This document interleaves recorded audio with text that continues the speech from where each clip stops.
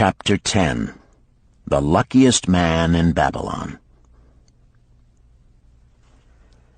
At the head of his caravan proudly rode Shahrunada, the merchant prince of Babylon. He liked fine cloth and wore rich and becoming robes. He liked fine animals and sat easily upon his spirited Arabian stallion. To look at him, one would hardly have guessed his advanced years. Certainly they would not have suspected that he was inwardly troubled. The journey from Damascus is long, and the hardships of the desert many. These he minded not. The Arab tribes are fierce and eager to loot rich caravans. These he feared not, for his many fleet-mounted guards were a safe protection. About the youth at his side, whom he was bringing from Damascus, was he disturbed. This was Hayden Gula, the grandson of his partner of other years, Arid Gula, to whom he felt he owed a debt of gratitude which could never be repaid.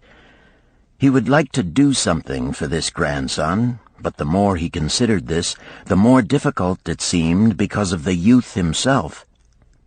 Eyeing the young man's rings and earrings, he thought to himself, "He thinks jewels are for men. Still, he has his grandfather's strong face, but his grandfather wore no such gaudy robes. Yet I sought him to come, hoping I might help him get a start for himself and get away from the wreck his father has made of their inheritance." Hayden Gula broke in upon his thoughts. "Why dost thou work so hard, riding always with thy caravan upon its long journeys? Dost thou never take time to enjoy life?" Shahrunada smiled. "To enjoy life?" he repeated. "What wouldst thou do to enjoy life if thou wert Shahrunada?" "If I had wealth equal to thine, I would live like a prince. Never across the hot desert would I ride. I would spend the shekels as fast as they came to my purse.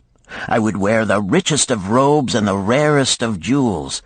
That would be a life to my liking, a life worth living." Both men laughed. "Thy grandfather wore no jewels," Shahrunada spoke before he thought, then continued jokingly, "Wouldst thou leave no time for work?" "Work was made for slaves," Hayden Gula responded. Shahrunada bit his lip but made no reply, riding in silence until the trail led them to the slope. Here he reined his mount, and pointing to the green valley far away, "See, there is the valley. Look far down, and thou canst faintly see the walls of Babylon. The tower is the temple of Bel. If thine eyes are sharp, thou mayest even see the smoke from the eternal fire upon its crest." "So that is Babylon? Always have I longed to see the wealthiest city in all the world," Hayden Gula commented.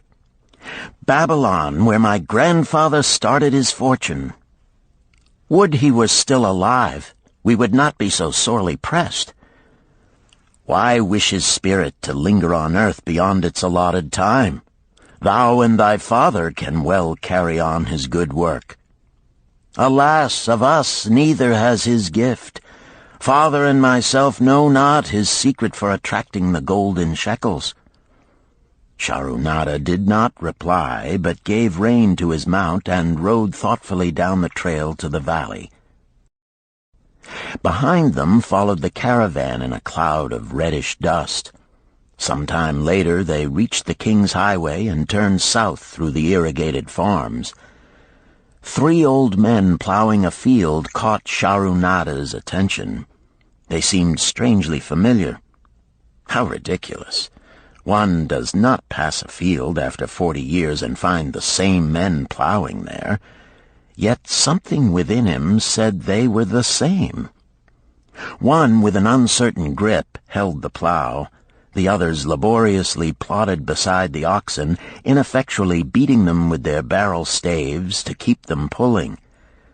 40 years ago, he had envied these men. How gladly he would have exchanged places. But what a difference now! With pride he looked back at his trailing caravan, well-chosen camels and donkeys loaded high with valuable goods from Damascus. All this was but one of his possessions. He pointed to the plowers, saying, "Still plowing the same field where they were 40 years ago. They look it, but why thinkest thou they are the same?" "I saw them there," Sharunada replied. Recollections were racing rapidly through his mind.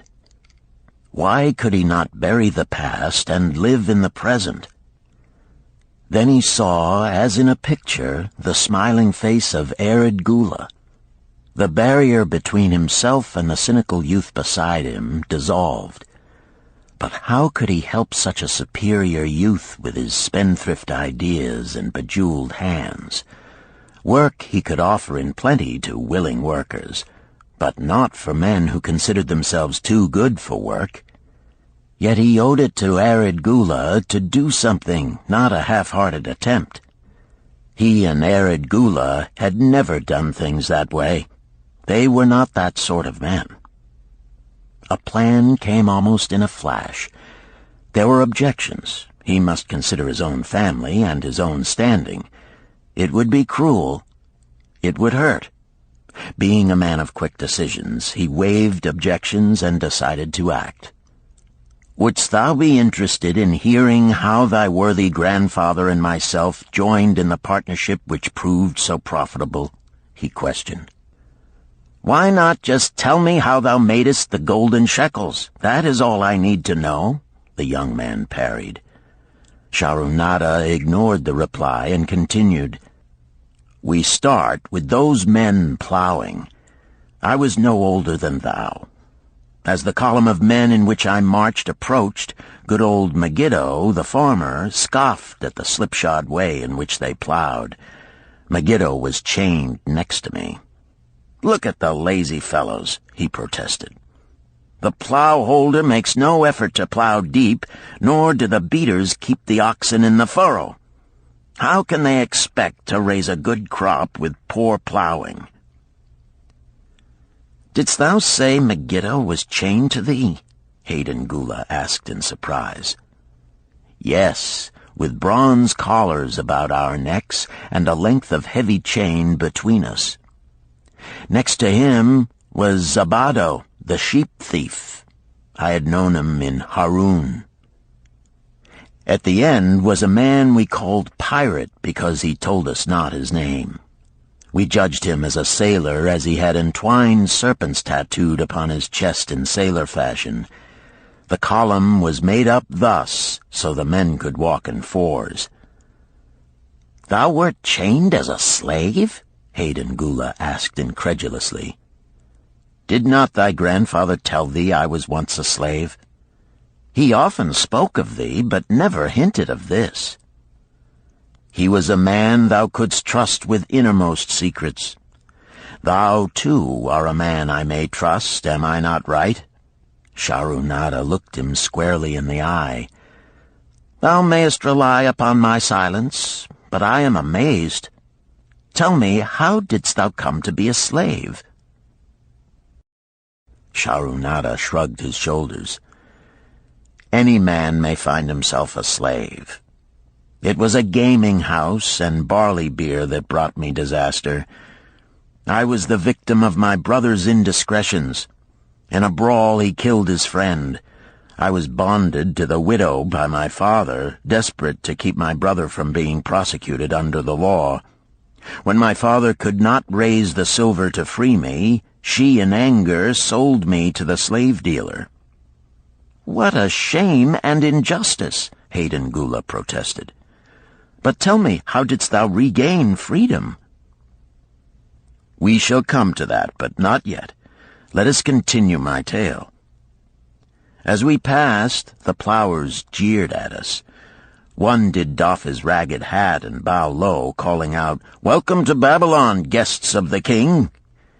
He waits for thee on the city walls where the banquet is spread, mud bricks and onion soup.' With that, they laughed uproariously. Pirate flew into a rage and cursed them roundly. "What do those men mean by the king awaiting us on the walls?" I asked him. "To the city walls ye march to carry bricks until the back breaks. Maybe they beat thee to death before it breaks. They won't beat me. I'll kill 'em." Then Megiddo spoke up. "It doesn't make sense to me to talk of masters beating willing, hard-working slaves to death. Masters like good slaves and treat them well." "Who wants to work hard?" commented Zabato. "Those plowers are wise fellows. They're not breaking their backs, just letting on as if they be." "Thou can't get ahead by shirking," Megiddo protested. "If thou plow a hectare, that's a good day's work, and any master knows it. But when thou plow only a half, that's shirking. I don't shirk. I like to work, and I like to do good work, for work is the best friend I've ever known. It has brought me all the good things I've had, my farm and cows and crops, everything." "Yea, and where be these things now?" scoffed Zabato. "I figure it pays better to be smart and get by without working. You watch Zabato. If we're sold to the walls, he'll be carrying the water bag or some easy job, when thou, who like to work, will be breaking thy back carrying bricks." He laughed his silly laugh. Terror gripped me that night. I could not sleep. I crowded close to the guard rope, and when the others slept, I attracted the attention of Godoso, who was doing the first guard watch. He was one of those brigand Arabs, the sort of rogue who, if he robbed thee of thy purse, would think he must also cut thy throat. "Tell me, Godoso," I whispered, "when we get to Babylon, will we be sold to the walls?" "Why want to know?" he questioned cautiously. "Canst thou not understand?" I pleaded. "I am young. I want to live. I don't want to be worked or beaten to death on the walls. Is there any chance for me to get a good master?" He whispered back, "I tell something. Thou good fellow, give Godoso no trouble. Most times we go first to slave market. Listen now. When buyers come, tell 'em you good worker, like to work hard for good master, make 'em want to buy. You not make 'em buy, next day you carry brick. Mighty hard work." After he walked away, I lay in the warm sand looking up at the stars and thinking about work. What Megiddo had said about it being his best friend made me wonder if it would be my best friend. Certainly it would be if it helped me out of this. When Megiddo awoke, I whispered my good news to him. It was our one ray of hope as we marched toward Babylon. Late in the afternoon, we approached the walls and could see the lines of men, like black ants, climbing up and down the steep diagonal paths. As we drew closer, we were amazed at the thousands of men working. Some were digging in the moat, others mixed the dirt into mud bricks. The greatest number were carrying the bricks in large baskets up those steep trails to the masons. Overseers cursed the laggards and cracked bullock whips over the backs of those who failed to keep in line. Poor, worn-out fellows were seen to stagger and fall beneath their heavy baskets, unable to rise again. If the lash failed to bring them to their feet, they were pushed to the side of the paths and left writhing in agony. Soon they would be dragged down to join other craven bodies beside the roadway to await unsanctified graves. As I beheld the ghastly sight, I shuddered. So this was what awaited my father's son if he failed at the slave market. Godoso had been right. We were taken through the gates of the city to the slave prison, and next morning marched to the pens in the market. Here the rest of the men huddled in fear, and only the whips of our guard could keep them moving so the buyers could examine them. Megiddo and myself eagerly talked to every man who permitted us to address him. The slave dealer brought soldiers from the king's guard who shackled Pirate and brutally beat him when he protested. As they led him away, I felt sorry for him. Megiddo felt that we would soon part. When no buyers were near, he talked to me earnestly to impress upon me how valuable work would be to me in the future. Some men hate it. They make it their enemy. Better to treat it like a friend. Make thyself like it. Don't mind because it is hard. If thou thinkest about what a good house thou build, then who cares if the beams are heavy and it is far from the well to carry the water for the plaster? Promise me, boy, if thou get a master, work for him as hard as thou canst. If he does not appreciate all thou do, never mind. Remember, work well done does good to the man who does it. It makes him a better man. He stopped as a burly farmer came to the enclosure and looked at us critically.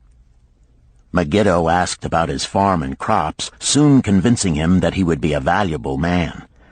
After violent bargaining with the slave dealer, the farmer drew a fat purse from beneath his robe, and soon Megiddo had followed his new master out of sight. A few other men were sold during the morning. At noon, Godoso confided to me that the dealer was disgusted and would not stay over another night, but would take all who remained at sundown to the king's buyer. I was becoming desperate when a fat, good-natured man walked up to the wall and inquired if there was a baker among us. I approached him, saying, "Why should a good baker like thyself seek another baker of inferior ways? Would it not be easier to teach a willing man like myself thy skilled ways? Look at me. I am young, strong, and like to work. Give me a chance, and I will do my best to earn gold and silver for thy purse." He was impressed by my willingness, and began bargaining with the dealer who had never noticed me since he had bought me, but now waxed eloquent on my abilities, good health, and good disposition. I felt like a fat ox being sold to a butcher. At last, much to my joy, the deal was closed. I followed my new master away, thinking I was the luckiest man in Babylon. My new home was much to my liking. Narrator, my master, taught me how to grind the barley in the stone bowl that stood in the courtyard, how to build the fire in the oven, and then how to grind very fine the sesame flour for the honey cakes. I had a couch in the shed where his grain was stored. The old slave housekeeper, Swasti, fed me well and was pleased at the way I helped her with the heavy tasks. Here was the chance I had longed for to make myself valuable to my master, and, I hoped, to find a way to earn my freedom. I asked Narrator to show me how to knead the bread and to bake. This he did, much pleased at my willingness. Later, when I could do this well, I asked him to show me how to make the honey cakes, and soon I was doing all the baking. My master was glad to be idle, but Swasti shook her head in disapproval. "No work to do is bad for any man," she declared. I felt it was time for me to think of a way by which I might start to earn coins to buy my freedom. As the baking was finished at noon, I thought Narrator would approve if I found profitable employment for the afternoons and might share my earnings with me. Then the thought came to me, why not bake more of the honey cakes and peddle them to hungry men upon the streets of the city? I presented my plan to Narrator this way. If I can use my afternoons after the baking is finished to earn for thee coins, would it be only fair for thee to share my earnings with me that I might have money of my own to spend for those things which every man desires and needs? Fair enough, he admitted. When I told him of my plan to peddle our honey cakes, he was well pleased. Here is what we will do, he suggested. Thou sellest them at 2 for a penny, then half of the pennies will be mine to pay for the flour and the honey and the wood to bake them. Of the rest, I shall take half, and thou shalt keep half." I was much pleased by this generous offer that I might keep for myself 1/4 of my sales. That night I worked late to make a tray upon which to display them. Nananeid gave me one of his worn robes that I might look well, and Swasti helped me patch it and wash it clean. The next day I baked an extra supply of honey cakes. They looked brown and tempting upon the tray as I went along the street, loudly calling my wares. At first no one seemed interested, and I became discouraged. I kept on, and later in the afternoon, as men became hungry, the cakes began to sell, and soon my tray was empty. Nananeid was well pleased with my success and gladly paid me my share. I was delighted to own pennies. Megiddo had been right when he said a master appreciated good work from his slaves. That night I was so excited over my success I could hardly sleep, and tried to figure how much I could earn in a year and how many years would be required to buy my freedom. As I went forth with my tray of cakes every day, I soon found regular customers. One of these was none other than thy grandfather, Arkad. He was a rug merchant and sold to the housewives, going from one end of the city to the other, accompanied by a donkey loaded high with rugs and a black slave to tend it. He would buy 2 cakes for himself and 2 for his slave, always tarrying to talk with me while they ate them. Thy grandfather said something to me one day that I shall always remember. "I like thy cakes, boy. But better still, I like the fine enterprise with which thou offerest them. Such spirit can carry thee far on the road to success." But how canst thou understand, Hayden Gula, what such words of encouragement could mean to a slave boy, lonesome in a great city, struggling with all he had in him to find a way out of his humiliation? As the months went by, I continued to add pennies to my purse. It began to have a comforting weight upon my belt. Work was proving to be my best friend, just as Megiddo had said. I was happy, but Swasti was worried. "Thy master, I fear to have him spend so much time at the gaming houses," she protested. I was overjoyed one day to meet my friend Megiddo upon the street. He was leading 3 donkeys loaded with vegetables to the market. "I am doing mighty well," he said. "My master does appreciate my good work, for now I am a foreman. See, he does trust the marketing to me. And also he is sending for my family. Work is helping me to recover from my great trouble. Someday it will help me to buy my freedom and once more own a farm of my own." Time went on, and Nananeid became more and more anxious for me to return from selling. He would be waiting when I returned, and would eagerly count and divide our money. He would also urge me to seek further markets and increase my sales. Often I went outside the city gates to solicit the overseers of the slaves building the walls. I hated to return to the disagreeable sights, but found the overseers liberal buyers. One day I was surprised to see Zabado waiting in line to fill his basket with bricks. He was gaunt and bent, and his back was covered with welts and sores from the whips of the overseers. I was sorry for him, and handed him a cake which he crushed into his mouth like a hungry animal. Seeing the greedy look in his eyes, I ran before he could grab my tray. "Why dost thou work so hard?" Arkad said to me one day. "Almost the same question thou asked of me today, dost thou remember?" I told him what Megiddo had said about work and how it was proving to be my best friend. I showed him with pride my wallet of pennies and explained how I was saving them to buy my freedom. "When thou art free, what wilt thou do?" he inquired. "Then," I answered, "I intend to become a merchant. At that he confided in me, something I had never suspected. "Thou knowest not that I also am a slave. I am in partnership with my master." "Stop," demanded Hayden Gula. "I will not listen to lies defaming my grandfather. He was no slave." His eyes blazed in anger. Sharunada remained calm. "I honor him for rising above his misfortune and becoming a leading citizen of Damascus. Art thou his grandson, cast of the same mold? Art thou man enough to face true facts, or dost thou prefer to live under false illusions?" Hayden Gula straightened in his saddle. In a voice suppressed with deep emotion, he replied, "My grandfather was beloved by all. Countless were his good deeds.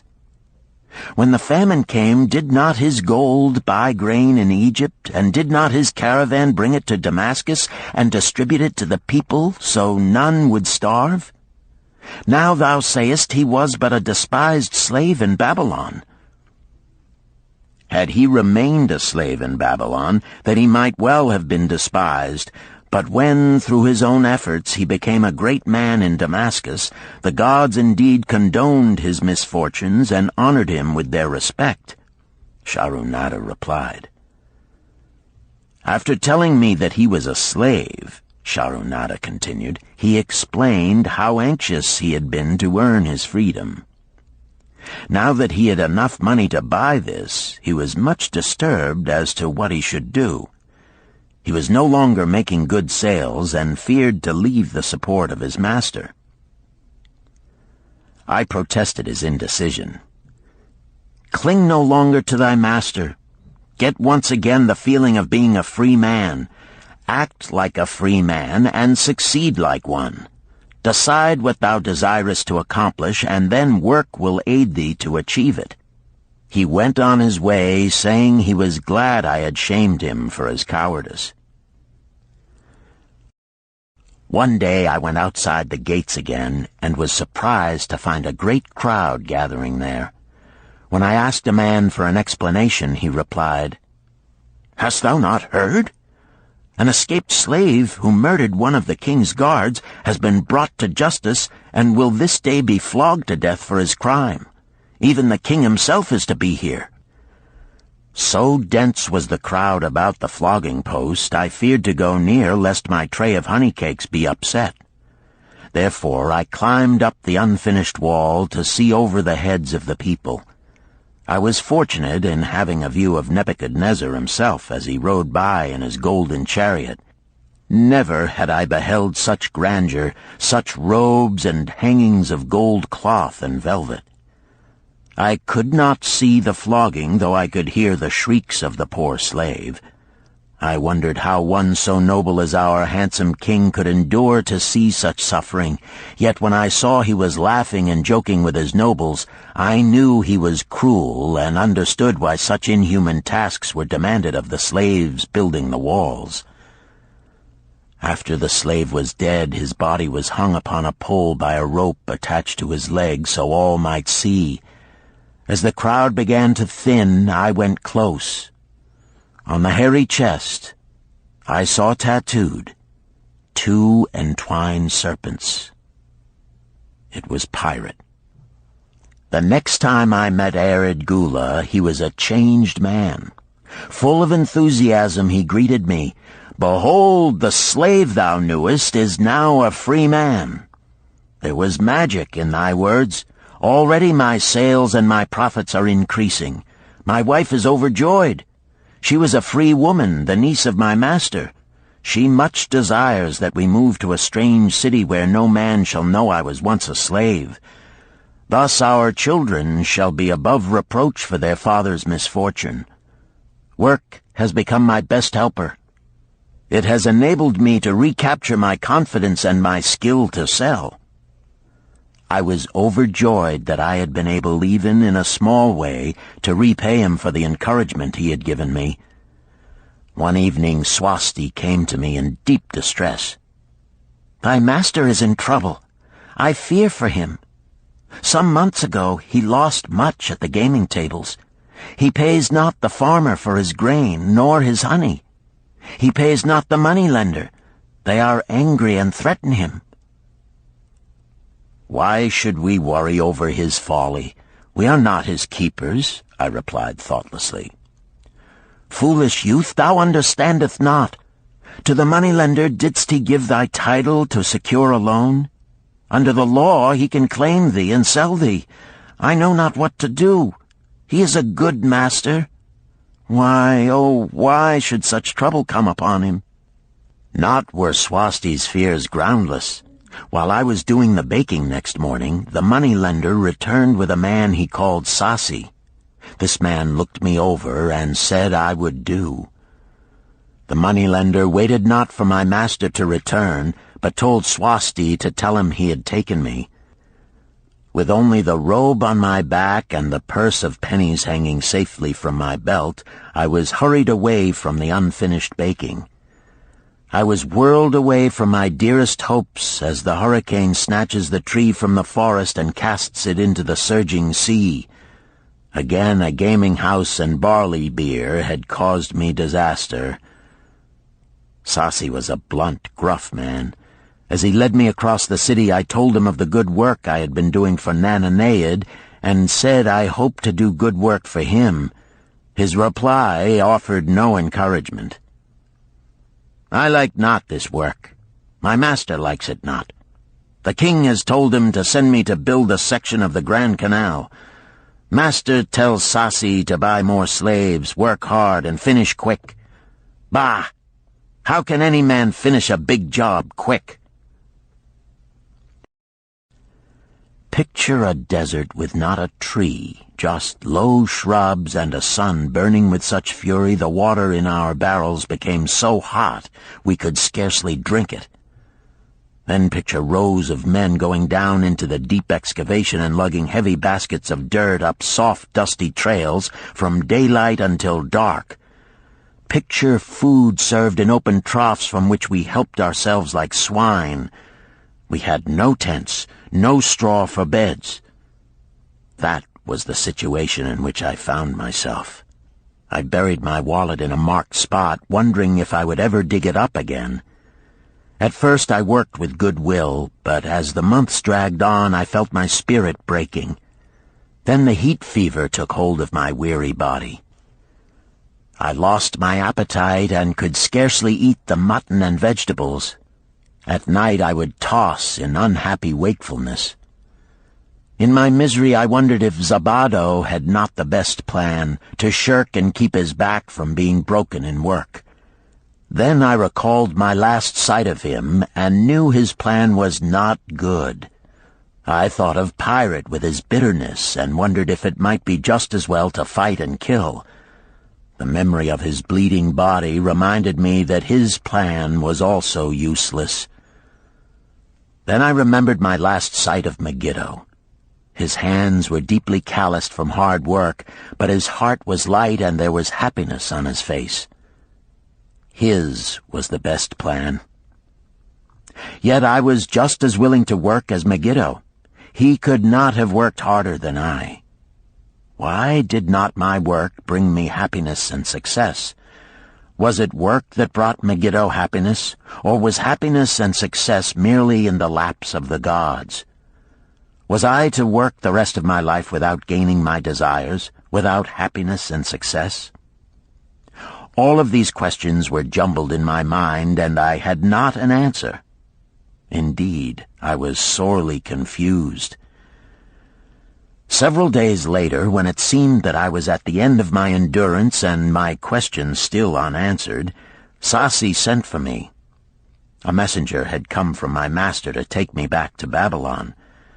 I dug up my precious wallet, wrapped myself in the tattered remnants of my robe, and was on my way.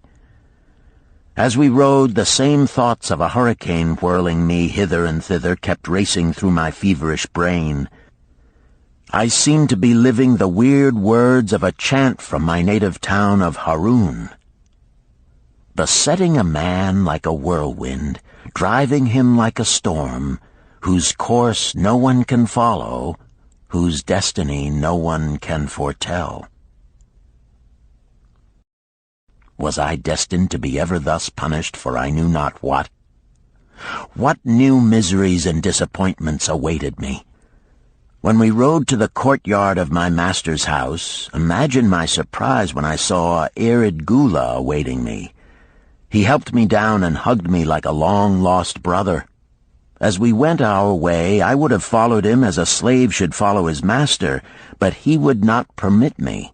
He put his arm about me, saying, "I hunted everywhere for thee. When I had almost given up hope, I did meet Swasti, who told me of the money-lender who directed me to thy noble owner. A hard bargain he did drive, and made me pay an outrageous price. But thou art worth it. Thy philosophy and thy enterprise have been my inspiration to this new success." "Megiddo's philosophy, not mine," I interrupted. "Megiddo's and thine. Thanks to thee both, we are going to Damascus, and I need thee for my partner." "See," he exclaimed, "in one moment thou wilt be a free man." So saying, he drew from beneath his robe the clay tablet carrying my title. This he raised above his head and hurled it to break in 100 pieces upon the cobblestones. With glee he stamped upon the fragments until they were but dust. Tears of gratitude filled my eyes. I knew I was the luckiest man in Babylon. Work, thou see, by this, in the time of my greatest distress, didst prove to be my best friend. My willingness to work enabled me to escape from being sold to join the slave gangs upon the walls. It also so impressed thy grandfather, he selected me for his partner. Then Hayden questioned, "Was work my grandfather's secret key to the golden shekels?" "It was the only key he had when I first knew him," Sharunada replied. "Thy grandfather enjoyed working. The gods appreciated his efforts and rewarded him liberally." "I begin to see," Hayden was speaking thoughtfully. "Work attracted as many friends who admired his industry and the success it brought. Work brought him the honors he enjoyed so much in Damascus. Work brought him all those things I have approved. And I thought work was fit only for slaves." "Life is rich with many pleasures for men to enjoy," Sharunada commented. "Each has its place. I am glad that work is not reserved for slaves. Were that the case, I would be deprived of my greatest pleasure. Many things do I enjoy, but nothing takes the place of work." Sharunada and Hayden rode in the shadows of the towering walls up to the massive bronze gates of Babylon. At their approach, the gate guards jumped to attention and respectfully saluted an honored citizen. With head held high, Sharunada led the long caravan through the gates and up the streets of the city. "I have always hoped to be a man like my grandfather," Hayden confided to him. "Never before did I realize just what kind of man he was. This thou hast shown me. Now that I understand, I do admire him all the more and feel more determined to be like him. I fear I can never repay thee for giving me the true key to his success. From this day forth I shall use his key. I shall start humbly as he started, which befits my true station far better than jewels and fine robes." So saying, Hayden pulled the jeweled baubles from his ears and the rings from his fingers. Then, reining his horse, he dropped back and rode with deep respect behind the leader of the caravan.